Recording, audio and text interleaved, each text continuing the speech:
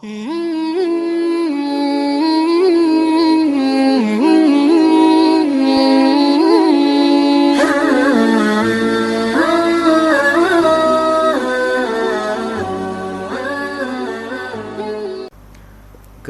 matahari ataupun rembulan itu terjadi karena kuasa Allah dan tanda-tanda kebesaran Allah. Tanda kebesaran Allah, manusia itu menyerah kalau melawan matahari. Nggak ada karena panas matahari lalu matahari ditutup, dikeruputin, nggak ada. Ya paling buat rumah, lalu buat AC, kan begitu. Begitu mudahnya bagi Allah kalau menutup, tutup saja gerhana. Allah yang mengatur semuanya. Dan bukan karena matinya seseorang. Pernah waktu putra baginda Nabi Sayyidina Ibrahim, putra beliau meninggal, terjadi gerhana. Orang menduga karena gerhana itu karena meninggalnya putra baginda Nabi. Gerhana terjadi bukan karena matinya seseorang dan bukan karena hidupnya seseorang. Gerhana ya gerhana. Baik.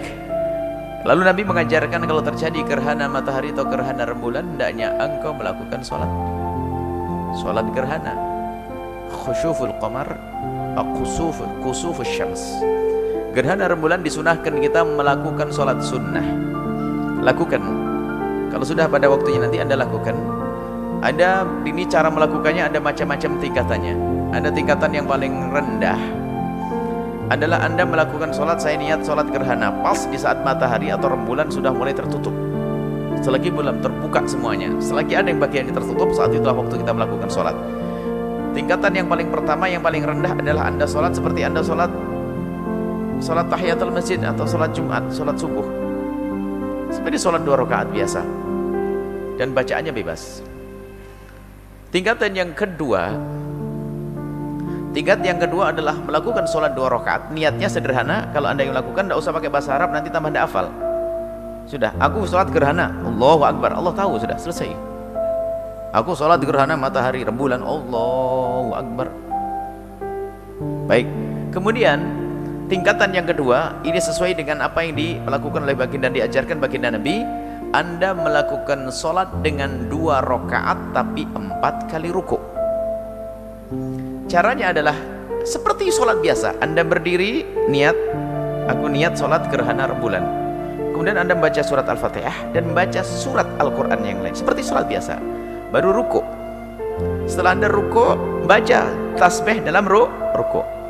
Kemudian berdiri, membaca surat Al-Fatihah lagi, kemudian baca surat Al-Quran lagi, kemudian ruku' lagi. Berarti berapa ruku'? 1. Yang pertama 2 ruku'. Setelah itu i'tidal, berdiri lagi seperti biasanya, langsung sujud. Setelah sujud 2 kali, lalu berdiri. Setelah berdiri, membaca surat Al-Fatihah, membaca surat ayat Al-Quran apa saja, kemudian ruku'. Setelah ruku', i'tidal. Setelah i'tidal, ruku' lagi. Ruku'nya 2 kali. Setelah ruku' balik i'tidal, berdiri, bacaannya biasa. Setelah itu melakukan sujud 2 kali. Berarti 4 ruku', 4 sujud, jadi 4 ruku'. Kemudian assalamualaikum, selesai. Itu adalah khutbah dengan 2 khutbah seperti khutbah hari raya Idul Fitri. Khutbahnya setelah seperti khutbah waktu raya. Dianjurkan di situ banyak baca istighfar, mohon ampun kepada Allah Subhanahu wa taala, sekaligus mensyukur nikmat Allah. Ini tingkat yang kedua, cukup. Tingkat yang ketiga, tingkat yang ketiga adalah sama kayak begitu tadi, cuman bacaannya saja yang ditentukan. Setelah membaca surat Al-Fatihah, baca surat Al-Baqarah. Selesai. Masya Allah. Selesai Al-Baqarah, nanti berdiri, ruku', i'tidal, berdiri, membaca surat Al-Fatihah, langsung surat Ali Imran. Masya Allah. Kemudian setelah itu ruku' biasa, i'tidal lagi, sujud. Setelah sujud 2 kali, berdiri lagi, baca surat Al-Fatihah, baca surat An-Nisa. Baru setelah itu ruku', berdiri lagi, baca surat Al-Fatihah, lalu baca surat Al-Maidah. Ini kemudian setelah itu seperti biasa, assalamualaikum dan khutbah. Sampai yang disebutkan ada sebuah kejadian, ini ada orang ingin ngamalkan ini. Dan betul dia bisa mengamalkan setelah assalamualaikum sudah tidak ada orang di belakangnya. Siapa yang kuat ya kan? Maka tidak dihimbau kita mengamalkan yang ketiga ini kecuali sudah minta izin dan dengan orang-orang khusus, penghafal Quran semuanya dan ini boleh. Siap kalau enggak siap tolong imamnya yang lain, jangan saya, dan makmumnya juga yang lain. Nah ini jadi itu kalau mau mengamalkan sekali-kali yang punya hafalan Quran bolehlah seperti itu. Itu namanya surat khusyuful qamar. Saya mudah ya diamalkan, dan itu tidak harus dilakukan berjamaah. Berjamaah adalah sunnah. Kalau ibu di rumah tolong jangan tinggalkan, kalau bisa dengar berita gerhana lakukan. Wanita boleh ke masjid melakukan sholat gerhana. Jadi kalau di rumah pun lakukan, tidak pakai khutbah juga sudah mendapatkan keutamaan. Kalau di rumah berlima ada khutbahnya boleh. Kalau tidak ada sudah sholat seperti sholat sunnah tahiyatul masjid. Kalau anda termasuk golongan pemalas ya sholat 2 rakaat rukuknya 2, tapi tolonglah paling tidak 2 rakaat rukuknya 4. Bisa ya sudah 2 rakaat rukuknya 4 sudah.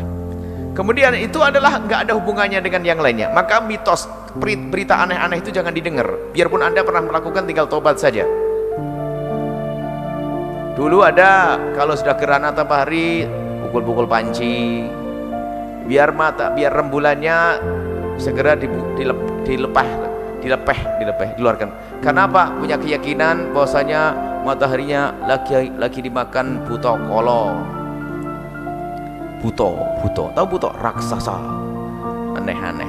Cuman saya mendengar waktu itu tidak tahu dari mana ya, padahal saya masih kecil sudah dengar di kampung saya ada dimakan buto raksasa, buto kolo. Nah, ini biasanya ini ada keyakinan di masyarakat Bali sana.